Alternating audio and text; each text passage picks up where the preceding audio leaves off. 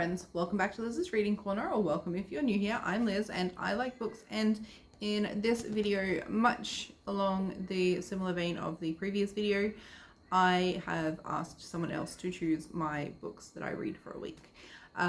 Last time I got my husband to choose my reads, and when we were organizing that, my son heard us and saw us discussing and organizing these books. And so he asked if he could pick my reading for a week. And so I let him. This time I just got him to choose from like books that I had on my shelf. So there is a mix of books that I own and library books. It was just a lot easier to source books, and that way I don't have to buy books like I did last time. And yeah, it was just a whole lot easier for him because he is very much a visual person, and so yeah, it was just easier to get him to pick like physical books basically. That was his only limitation, is just books on my shelf, tell me what you want me to read for a week. So I got him to choose 5 books and I will read them for a week. He's very excited. He's actually really excited for this. I'm not going to compare the averages of the like ratings for this week's reading. I'm not going to compare it to my husband's reading because it's kind of not fair. It's a little bit skewed because I chose these books, and one of the books that he chose, well, I chose the books obviously because they're on my shelf and I borrowed them from the library. So it's kind of going to be skewed towards books that I enjoy anyway, and also one of these books is like one of my comfort reads, so it's, if I already know it's a 5-star read, so it's kind of just not fair. Although I could probably, yeah, I don't know, we'll see. So, without any further ado, the books that my little man chose are Dreadwood by, who's it by? Jennifer Killick. I've heard some pretty good things about this. Again, much like the last one, I'm kind of going into this blind. I'm not reading the blurbs or what they're about. I very much chose this because I heard another YouTuber talking about it and I was like, oh, that kind of sounds interesting. The Sundown Motel by Simone St. James. I kind of know the premise of this. I bought it, so obviously. I've seen a lot of YouTubers talking about this. This has actually got pretty good reviews, and for a horror/thriller book, I'm actually really interested to see what this is like. Juniper and Thorn by, who's this by? Ava Reed. Again, this is a horror book. I got this because I wanted to read it over Halloween and then just never ended up reading anything other than Stephen King for Halloween, so that's not happening again. Yeah, I again have no real idea what this is about. It just seemed interesting and it was a horror, so Halloween horror. Fathom Folk by Eliza Chen. I bought this book on a whim based on how pretty the cover is, and I have started reading this. So I already started reading this earlier this year and soft DNF'd it because at the time I just could not handle reading another sort of almost romantic-y type fantasy book. Hopefully I will actually be able to get through this one. We'll see. I'll either read it or it'll end up being unhauled basically. And this last book is the reason why the result's going to be skewed basically. He chose Harry Potter and the Chamber of Secrets by J.K. Rowling. This is the Mina Lima edition. I already know it's going to be 5 stars. The Harry Potter books are basically some of my comfort reads, or they're my palate cleanser reads. So if I am reading too much of, or I'm feeling overwhelmed, or like just there's too much of a certain kind of genre that I am reading at the time, then I'll just go through and read Harry Potter, or I'll read a Harry Potter book, or one of my other comfort reads basically. So I already know this is going to be 5 stars. This is why the result's going to be skewed.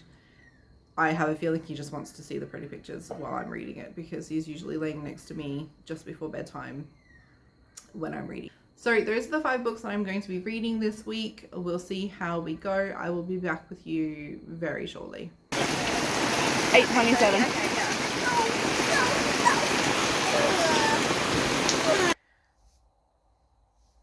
Assuming editing Liz has done what current Liz assumes she's going to do, you will have seen that we are no longer camping. We got washed out.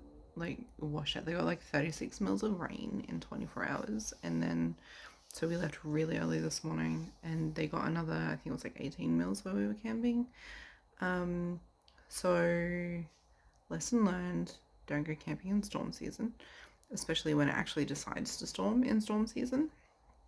We're in like storm season now.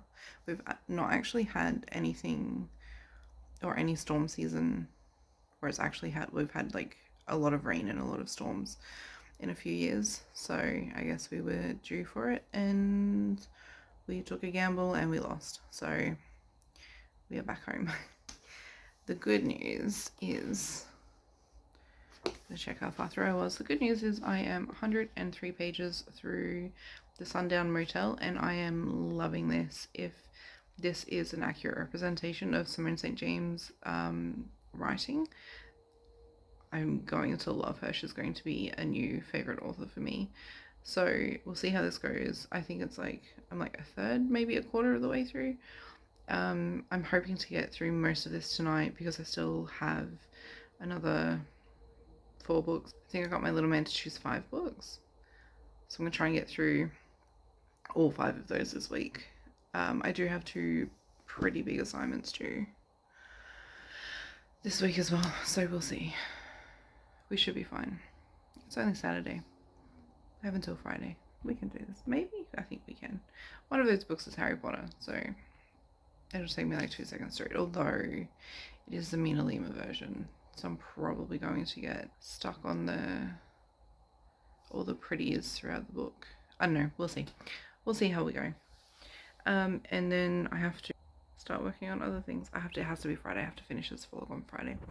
This vlog will be finished on Friday, and hopefully this book will be finished, if not tonight, tomorrow morning. It's been a few days since I have recorded anything. Life has just been happening. Things have been crazy. Things to get sorted out. We're getting close to Christmas. I have huge bookmas plans that I'm trying to organize. Chaos. I'm in like the last 2 weeks of uni, so I've got 2 assignments and 4 exams that I have to get ready for, and in the middle of all that I decided to throw myself a challenge, so good job. I have finished the Sundown Motel. That was amazing. I loved it. I kind of picked the twist. I can't remember if I updated you. It's been 2 or 3 days since I've recorded, so it's but yeah, so I finished that. I loved it. Kind of picked the twist, but also didn't, but it was good. I see why people really rave about that book. Gosh, amazing. And then I read Juniper and Thorn, and that book's a little bit problematic. I finished it, and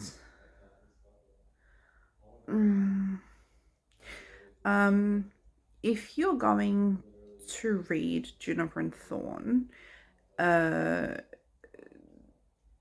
are some trigger warnings that definitely need to be in there. There's gonna be spoilers. You know what? The spoilers, you've been warned. The father is very, very abusive, like highly abusive. He's a wizard. He's meant to be like all powerful and the most powerful wizard. I have a feeling a lot of it is just bullshit. And yeah, he's very abusive to his 3 daughters. It's disgusting, absolutely disgusting what his 3 daughters go through. I'm pretty sure it's kind of insinuated, and if anyone has read Juniper and Thorn, I would absolutely love to hear your thoughts about this, but it's kind of insinuated that, or basically told that he transformed his wife into a bird, and then he kills the bird, and either they eat it or he eats it. Not sure who.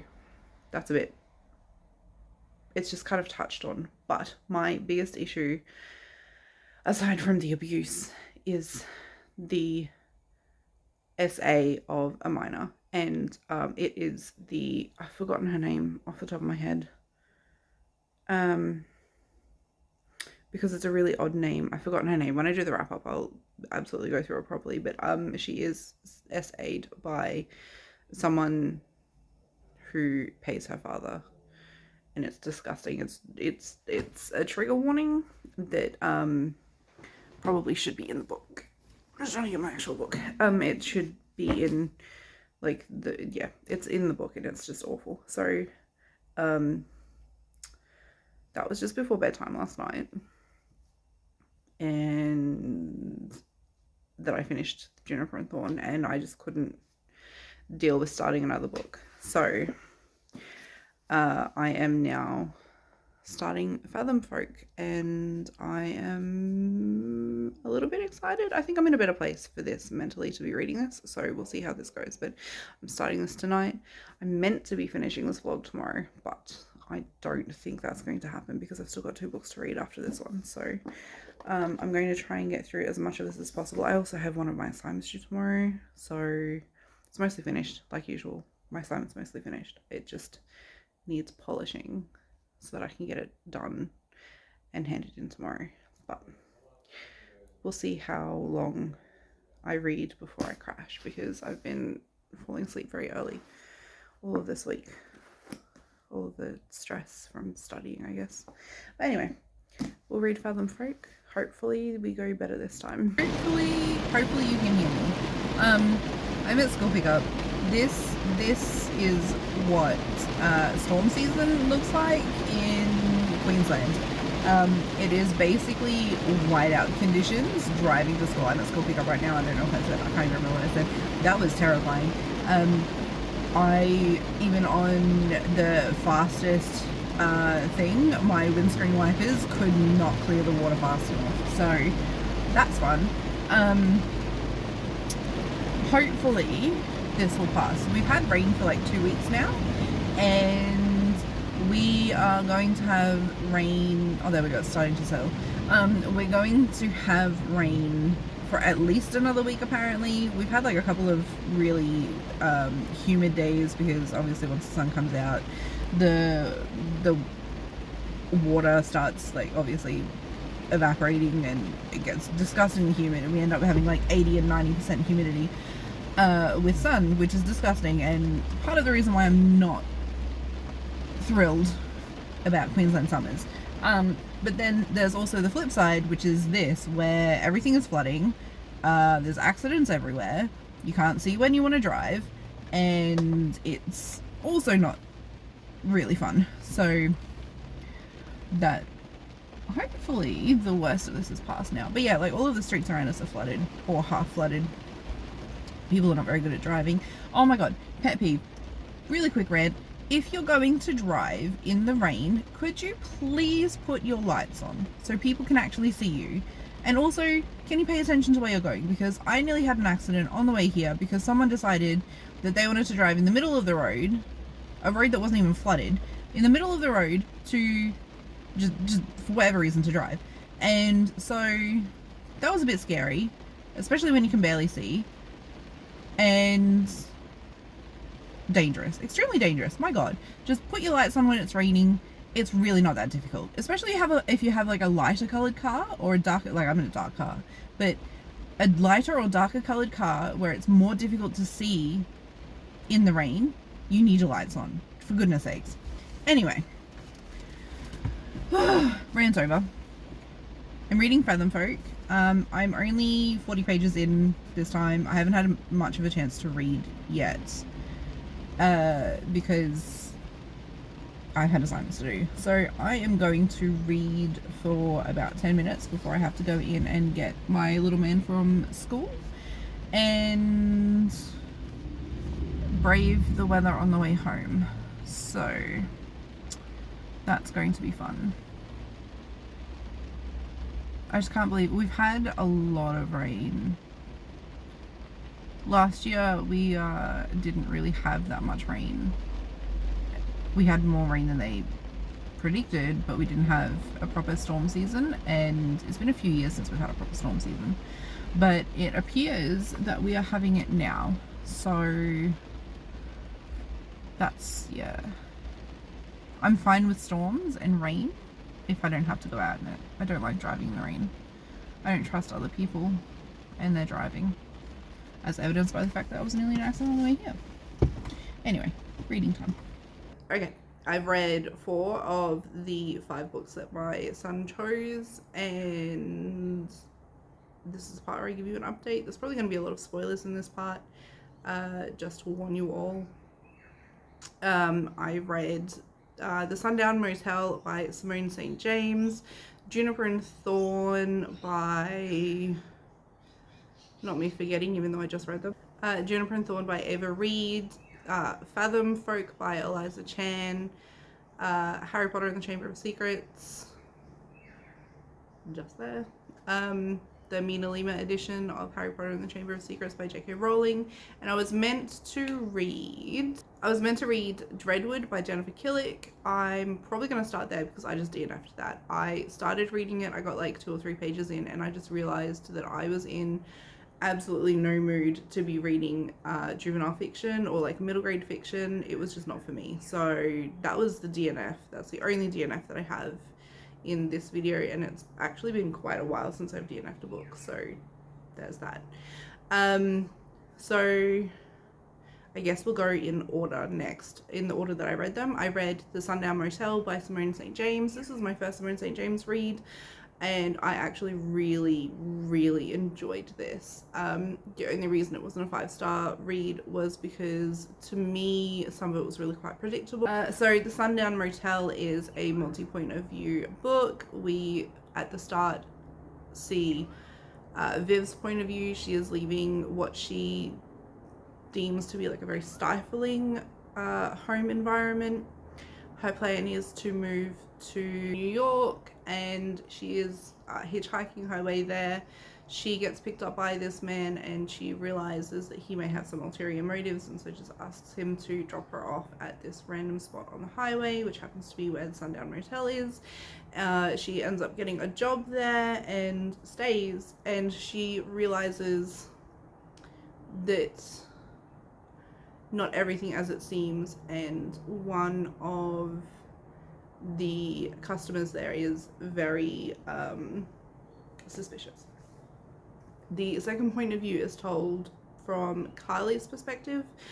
Carly is Viv's niece, and she is there to investigate the disappearance of her aunt because Viv goes missing and no one knows where she's gone. In the time that Viv was working at the Sundown Motel, and in the couple of years, or like the years preceding it, there was a spate of women being murdered, and both Viv and Carly are trying in their own times to solve these murders and figure out how they're all connected when the police actually believe that they are not connected at all. I loved it. I loved honestly, Simone St. James did what very few other authors can do very well, and that is the dual timeline and the dual perspective. I have found that a lot of authors really struggle with this, and they just don't seem to be able to quite get it. So the dual timeline can be like, they can do a dual timeline, but it doesn't feel right, if that makes sense. And Simone St. James, she's amazing. Next, I read Juniper and Thorn by Ava Reed. This is the tale of 3 sisters who live with their father, who is a wizard. The father used to own all of the land around their estate, but he was forced to sell it off, and town has grown up around, or sprung up I should say, around their town.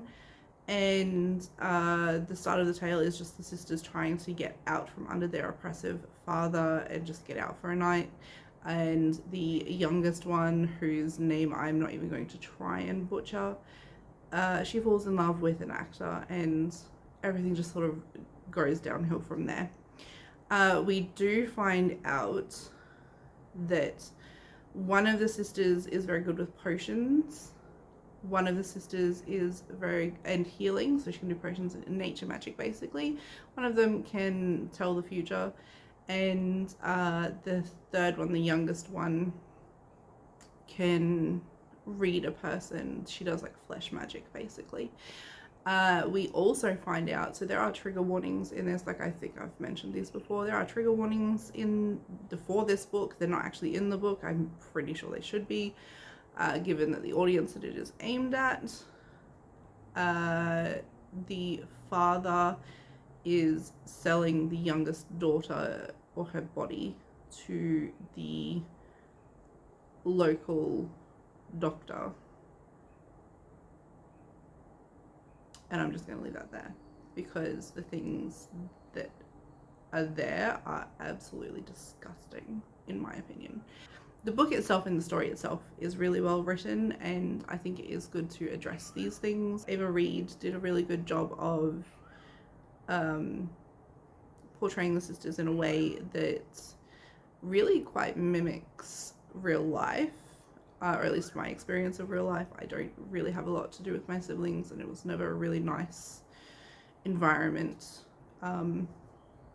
We were definitely pitted against each other. The sisters are kind of like pitted against each other. Oh, the father, that's the other thing. The father is cursed. The father got cursed by the last witch that lived in the area because he basically, I don't know, threw her under a bus. And so he will never be happy in his life. He will never feel sated, so he will always be hungry. And he will never know love for his children, and it very much shows. So, like I said, it was a really well-written book. I think it absolutely needs trigger warnings because there is a lot of abuse. The father is very abusive towards the daughters. There is also SA of a minor because the youngest daughter is a minor, or what we would consider to be a minor. And so I think there is definitely trigger warnings that you should know going into that book, but otherwise, like, it wasn't terrible, it wasn't great, it was just middling, so I just gave that one 3 stars. I read Fathom Folk by Eliza Chan. This I softened after earlier in the year, and I was really happy to pick it up and finish it, or just reread it basically, and actually get it finished this time. We follow Nima, Mira, and Kai. Probably going to get confused as to who is who. Kai and Mira are dating. Mira is a half siren. Kai is a sea dragon. I think this is like meant to follow Korean mythology. I could be wrong there. And Nami is Kai's sister. Nami was banished from the underwater kingdom to Tiankawi. Tiankawi is a city that exists like above the water, part above, part below. Humans live above the water, and folk, or fathom folk, are basically living in the, I guess what would be the equivalent of like the projects, like the very low socioeconomic area. They're basically considered less than by humans. Tiankawi is meant to be like this safe haven, and there is like a lot of refugees because there's obviously like a lot of wars going on in the oceans. And yes, Nami is exiled from her home by her mother to Tiankawi. She is obviously a sea dragon like Kai, and there is, in amongst all of this, there's like a group of like rebels basically that are trying to take down the elite in Tiankawi and trying to save the Fathom folk who are living in like basically in the rubbish. Like all of the pollution from the city actually goes into the water where the Fathom folk live, and they have to deal with things like gill rot, and it's really, really horrible. Not Nami. Mira is being part siren, she's half siren, half human. She actually is trying to change the way that things are so that Fathom folk are actually recognized as human, as equal to humans. And so her and Kai are trying to like legally change things, and then Nami just comes in like guns blazing, joins the rebels. Chaos. I really didn't enjoy Nami's character. She is just a spoiled, selfish brat who knows nothing of the world, and there is a reason that everything that she tries to do ends up wrong. Like, it just doesn't work. So that was really, I really didn't enjoy her character, didn't like her. In amongst this, there is one character that is actually, there's 2 characters that are actually the same person. And it was very obvious from the start, in my opinion, that the characters overlapped, and that I think there could have been a bit more intrigue in there, and it could have been a little bit more hidden for a debut novel. So this is Eliza Chan's debut novel, so for a debut novel it's not terrible. I think that with editing and just a little bit of rewriting, it could have been much better. It was 417 pages, and I think honestly that it was a little bit long. Also, Nami, I've not done a very good job at explaining this, but Nami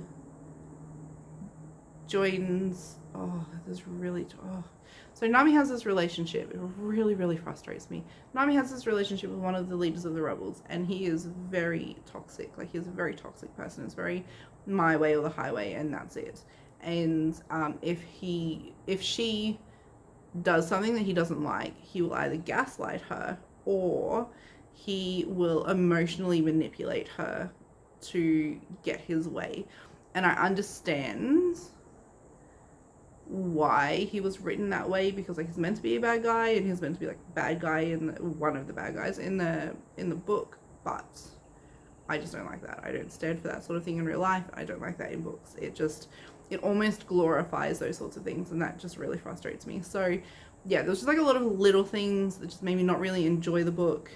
It could have been shorter. I didn't really like Nami's character in the slightest. Didn't like the rebel, like the guy that she was dating. I can't even remember his name. I picked the dual character that was actually one character right from the start. And yeah, I think with like a little bit of editing and a couple of rewrites, it could have been phenomenal, but for me it was not really that great, so I only gave it 2 stars. So the last book that I read was Harry Potter and the Chamber of Secrets, the Mina Lima edition. I'm pretty sure I showed you at the start, but I will be putting a reel up, or a short, whatever you want to call it, of like a flip through of it, just like I did for the first one. It's the second Harry Potter book. It just basically follows Harry, Ron and Hermione through their second year of school at Hogwarts, and another year of trying to fight off Voldemort trying to kill Harry, and trying to come back to life. The Mina Lima editions, honestly, like I said, are phenomenal. I'm really sad that they won't actually be bringing any more of them out. That devastates me to no end. And unsurprisingly, given that it's Harry Potter and I love Harry Potter, I gave it 5 stars. So with all of those numbers taken into account, and also counting the DNF, the total was 2.8 stars. So the average, was 2.8 stars for these. It probably would have been higher if I had actually not DNF'd that book, but I couldn't read Dreadwood. It was not the time for it, and definitely not in the mood for reading middle grade fiction. So yes, those were the books that my son chose for me. I actually thought that I would have a higher average rating for those, given that they were actually books that I already chosen for myself, but here we are. It's the end of the video, basically. I apparently have forgotten how to sign off videos. I don't know what's going on today. We're having a day. Have you read all of these books? Have you read any of these books? If you have, I would love to hear your opinion. Do you have any reading challenges you think that I would enjoy? If you do, leave them in a comment down below. As always, I would love to hear them. What do you think about me doing these reading challenges for other people choosing my books for a week? I quite honestly think that they're a really good way for me to read books that I would not normally read, and to get me a little bit out of my comfort zone. If you have any suggestions for books that you think I would enjoy, I would love to hear them, and I will see you in the next one. Bye!